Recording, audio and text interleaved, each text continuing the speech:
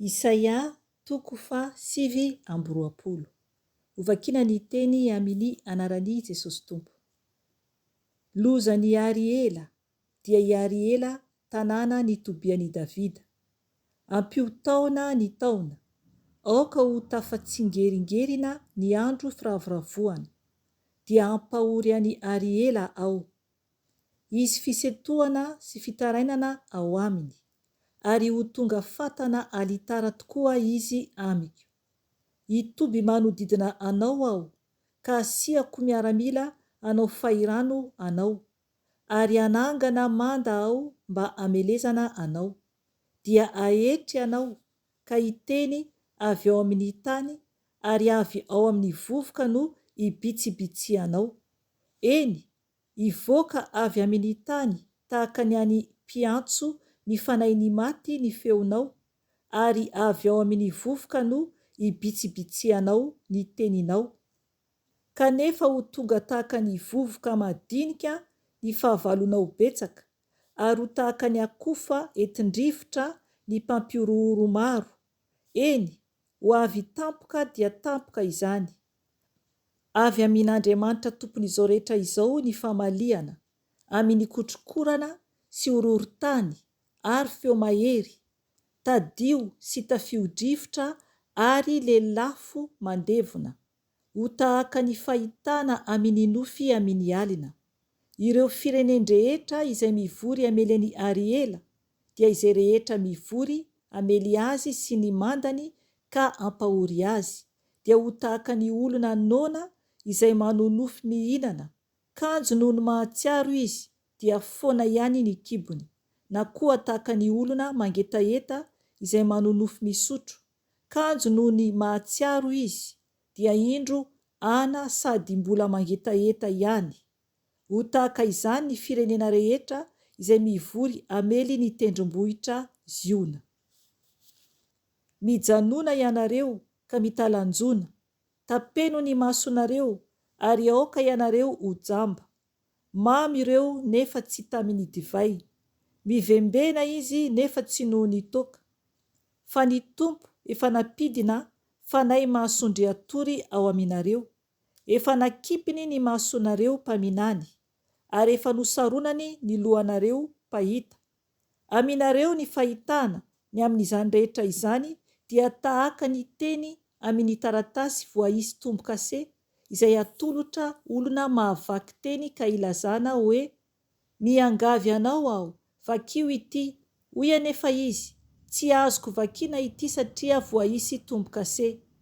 Fa raha atolotra izay tsy mahavaky teny kosa izany ka atao hoe: miangavy anao aho, vakio ity, dia maly izy hoe: tsy mahay mamaky teny aho. Ari hoy ny Tompo: satria manantona ahy amin'ny vavany ity firenena ity, sy mankalaza ahy amin'ny molony, nefa ampanalaviriny ahy kosa ny fony. Ny fahatahorany ahy dia didin'olombelona, ampianarina azy ihany. Noho izany dia mbola hanao zava-mahagaga amin'ity firenena ity indray aho, dia zava-mahagaga sy mahatalanjona, ho foana ny fahendren'ny olon-kendriny, ary tsy ho hita ny fahalalany manam-pahaizana eo aminy. Lozany izay miafina lalina mba tsy ho hitan'ny Tompo, ka manafina ny fikasany. Ao amin'ny maizina ny asany, ka hoy izy: iza no mahita antsika, ary iza no mahalala antsika? Endre izato adalanareo, moa ny mpanefy tanimanga va no ho heverina ho tahaka ny tanimanga?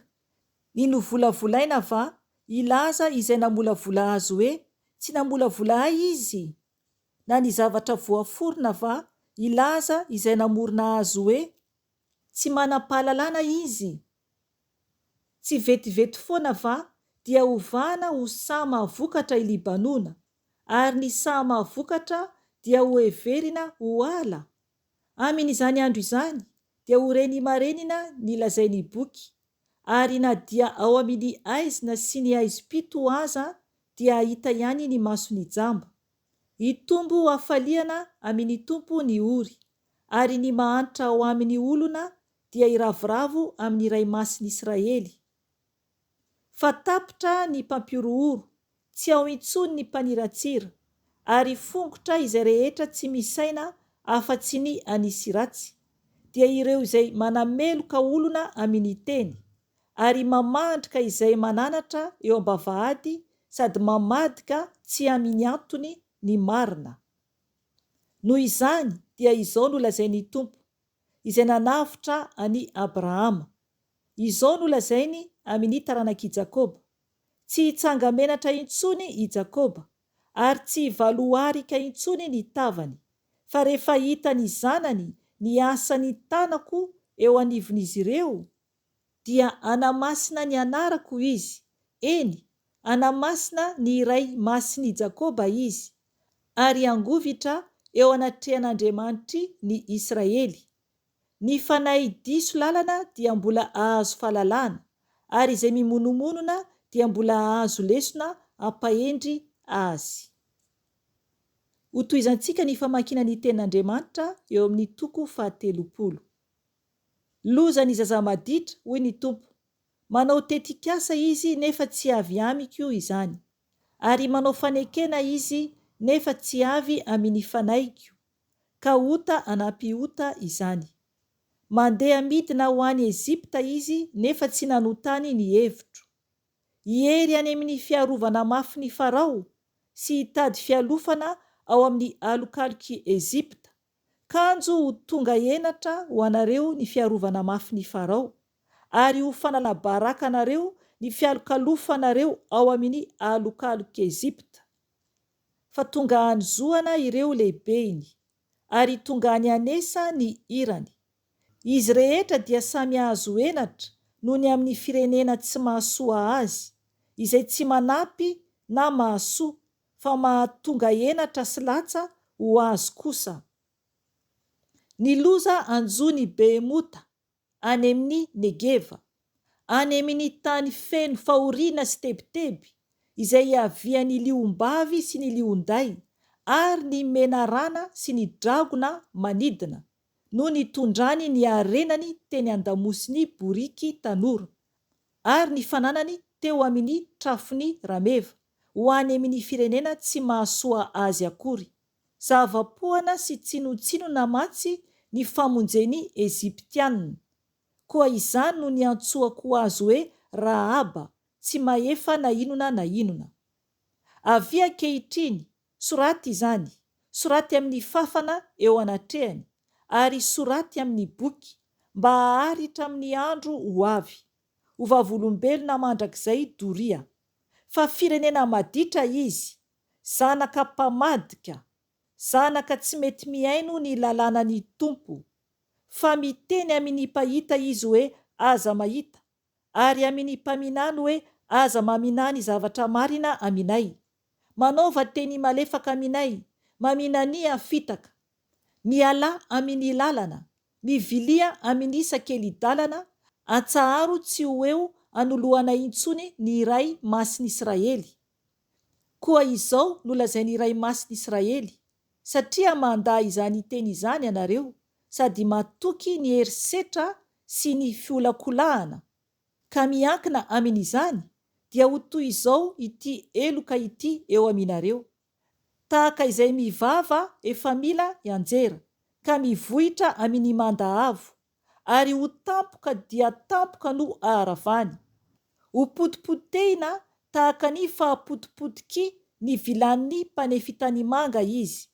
Ho motsamotsanina tsy misy indrafo, ary tsy hisy vakiny ho tavela, ka mbola ho azo angalana afo ao apatana, na ho azo atao fangalan-drano ao andafaka famorian-drano. Fa izao nolazainy Tompo, dia ny Tompo, ny iray masiny Israely, amin'ny fiverenana sy ny fitsaharana no amonjena anareo, amin'ny fahanginana sy ny fatokiana no isiany herinareo, nefa tsy nety ianareo. Fa hoy kosa ianareo, tsia, andositra antsoavaly izahay, noho izany dia andositra tokoa ianareo. Hoy koa ianareo, hitaingina ny aingam-pandeha izahay, dia ho aingam-pandeha koa ny mpanenjika anareo. Andositra toy ny olona tokana ny arivo raha rahona ny olona iray. Eny, andositra ianareo, rarahonany 5. Mandra-pahatonga ny sisa aminareo ho tahaka ny tsatokazo avo any atapony tendrombohitra sy tahaka ny faneva any amin'ny avoana. Koa mbola iandry ny amindra ny fo aminareo ny tompo, ary mbola isandratra izy mba hiantra anareo. Fandriamanitry ny fahamarinana ny tompo, sambatra izay rehetra miandry azy. Fa ianao ry firenena mitoetra ao Ziona any Jerosalema, dia tsy hitomany intsony, fa mindra fo aminao tokoa izy noho ny feony fitarainanao. Eny, raha vao reny izany dia hamaly anao izy. Omeny tompo mofo ianao raha ory, ary rano raha malahelo. Tsy hery anao intsony ny mpampianatra anao. Ahita ny mpampianatra anao ny masonao. Fa na mivily ho amin'ny ankavanana ianao, na mivily ho amin'ny ankavia, ny sofinao dia andreteny ao ivonao hoe ity no lalana ka andehano.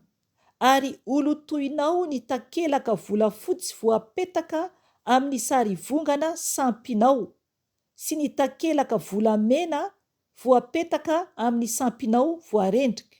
Ary ianao tahaka ny maloto izany, miala amiko, izany no olazainao aminy. Anome ranonorana ho any masomboly izay nafafinao tamin'ny tany izy, ary ny anina vokatry ny tany dia sady ho tsara no mahavoky. Ary amin'izany andro izany dia hihinana eny amin'ny tany malalaka ny ombinao, ny omby sy ny boriky tanora izay miasa ny tany, dia hihinana vilona voaisira izay voatsikerakera amin'ny angady rovidela sy ny fikororoana. Ary amin'ny andro lehibe famonoana amin'ny fianjerany tilikambo fiambenana, dia hisy lakan-drano sy rian-drano ikoriana any tendrombohitra avo sy ny avoana manerinerina rehetra. Ny hazavany volana dia ho tahaka ny fahazavany masoandro, ary ny hazavany masoandro dia ho avo fito eny. Ka ho tahaka ny fahazavany afitoana amin'ny andro, amehezany tompo ny fahatorotoroany olony sy anasitranany ny fery tamin'ny namelezana azy. Indro avy any lavitra any ny anarany tompo, mirehitra ny fahatezerany, sady mavesatra no mandraona. Feno fahatezerana ny molony, ary tahaka ny afo mandevona ny lelany. Ny fofonainy tahaka ny riaka dia manafitra hatreny ambozona. Anivana ny firenena amin'ny sivana fandevonana izy. Ho lamboridy mampivily eo amin'ny valanoran'ny olona izany. Ny hira taonao dia ho tahaka ny amin'ny alina fankalazana ny andro firavoravoana. Ny hafaliany fonao dia ho tahaka ny olona mandeha miaraka amin'ny feontsodina, ho any amin'ny tendrombohitry ny tompo, any amin'ny vatolampiny Israely. Anandratra ny feony fiandrianany ny tompo, ary ampiseho ny fiantefany sandriny amin'ny fahatezerana mirehitra sy ny lelafo mandevona amin'ny oram-baratra sy ny orana mivantravatra ary ny avandra vaventy. Fa noho ny feony tompo dia ho raiky tahotra ny Asiriana, ho kapohiny amin'ny tsorakazo ireo. Isaky ny miantefa ny tsorakazo voatendry izay amelezany tompo azy, dia haray namponga tapaka sy lokanga izany, ary amin'ny tanana misandratra no iadiany aminy. Fa efa voavoatra hatramin'ny taloha i Tofeta. Eny, efa natao ny vonona ho an'ny mpanjaka izy, natao lalina sady malalaka. Ny fatany dia misy afo sy kitay betsaka, ary ny fofonainy tompo izay tahaka n'ireny rano solifara no mampirehitra azy. Amen.